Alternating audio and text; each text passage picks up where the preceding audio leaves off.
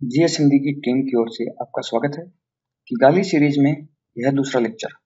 इसमें हम चर्चा करेंगे सीएफसी, एचसीएफसी और एचएफसी पर। यह क्या है और इनमें अंतर क्या है।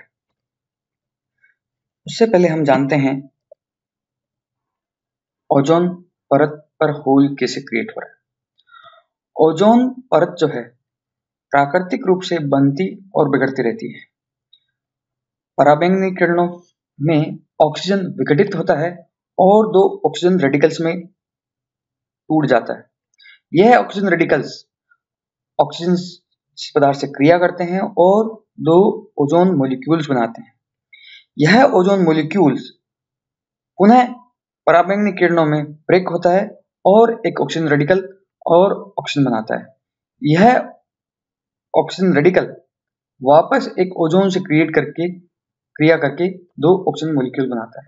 इस तरह ये ओजोन का बनना और बिगड़ना चलता रहता है, परंतु मानव द्वारा उत्सर्जित हैलोजेंस ने इस क्रिया में एक्सेलरेशन मींस तेजी ला दी है, जिसकी वजह से यहाँ पर एक होल क्रिएट हो रहा है, जहां पर जो इसलिए हो रहा है कि ओजोन तेजी से कंज्यूम हो रही है और वो अपने प्राकृतिक रूप से अपने आप को पुनः निर्माण नहीं कर पा रही है। इसी वजह से वहां होल क्रिएट हो रहा है। यह हमें पता लगा 1970s और 1980s में, जिसके बाद हम वियना कन्वेंशन और मॉन्ट्रियल प्रोटोकॉल लेके आए। इन प्रोटोकॉल में सीएफसी पर प्रतिबंध लगाया गया और सीएफसी पर यह निर्णय लिया गया कि उन्हें 2010 तक निष्कासित कर दिया जाएगा। यह सीएफसी क्यों लाए गए? यह सीएफसी, जिसको क्लोरोफ्लोरोकार्बन भी कहते हैं, रासायनिक रूप से अक्रिय हैं। यह मानव को कैंसर की बीमारी भी नहीं करते हैं। ये पानी में भी अघुलनशील है और इनका बॉइलिंग पॉइंट क्वथनांक भी कम है। इन सभी प्रॉपर्टीज के कारण यह हमारे वातावरण में नहीं रहते हैं और गैस बनकर ऊपर चले जाते हैं। परंतु गैस बनकर जब ऊपर जाते हैं तो ये ऊपरी पवनों की सहायता से अंटार्कटिक पर जमा होने लगते हैं और वहां पर स्ट्रेटोस्फेरिक क्लाउड से क्रिया करके ओजोन को नुकसान पहुंचाते हैं। यह हमें 1930s 40s में नहीं पता था, और 70s और 80s में जब पता लगा तब हमने इनको निष्कासित करने का निर्णय लिया। यह सीएफसी ओजोन डिप्लेटिंग सब्सटेंस ही नहीं थे, परंतु ग्रीन हाउस गैस भी थे। इन सीएफसी को रिप्लेस करके एचसीएफसी का निर्माण किया गया।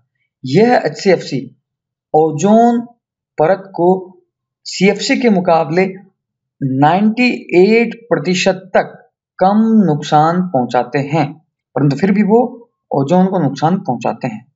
सेकंड, यह हमने एक नई आफत मोल ले ली एचसीएफसी को क्रिएट करके।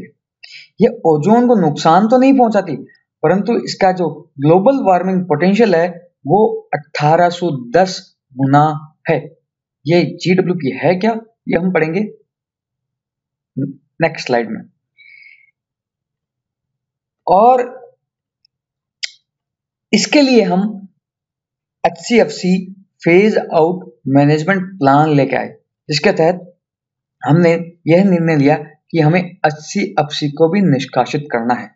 और इसी में 2007 में राष्ट्रों ने निर्णय लिया कि एचसीएफसी को 2030 तक 97.5% तक निष्कासित कर दिया जाएगा और 2040 तक 100%। यह एचसीएफसी सीएफसी के मुकाबले इनका जीवन काल भी कम है, इसलिए ओजोन को कम नुकसान ही पहुंचाते हैं। इन एचसीएफसी को रिप्लेस करके विकसित देश एचएफसी लेके आए। यहाँ एचएफसी हाइड्रोफ्लोरोकार्बन, यह केवल फ्लोरीन की वजह से यह गैस ओजोन को नुकसान नहीं पहुंचाती है, यह ओजोन को क्षति नहीं पहुंचाती है, इसको याद रखिए, परंतु यह मेजर ग्रीन हाउस गैस है। हम आसमान से गिरे तो खजूर में अटक गए। क्यों? क्योंकि इसका ग्लोबल वार्मिंग जो पोटेंशियल है वो 10,000 गुना है।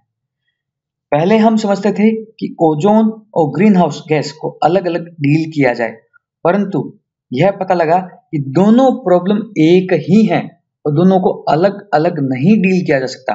और इन्हीं HFC पे किगाली में निर्णय लिया गया है कि उन्हें मॉन्ट्रियल के तहत रखा जाए कि क्योटो के तहत। क्यों? क्योंकि यह ग्रीन हाउस गैस है, ओजोन डिप्लेटिंग सब्सटेंस नहीं है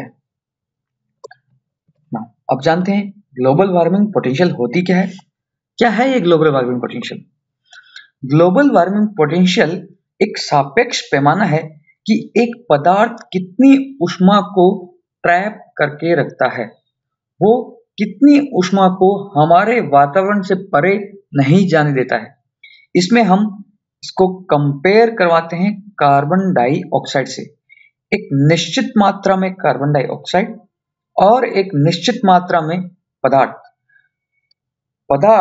कार्बन डाइऑक्साइड के मुकाबले कितनी ऊष्मा को ट्रैप करके रखता है, वही होता है ग्लोबल वार्मिंग पोटेंशियल। यह किन किन कारणों पर डिपेंड करता है?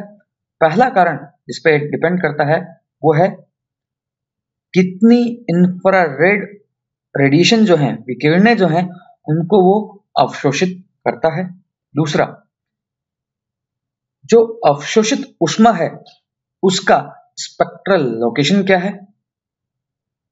अगर उस ऊष्मा को केंद्र करेगा जिसकी ऊष्मा ज्यादा है तो उसका ग्लोबल वार्मिंग पोटेंशियल भी ज्यादा होगा।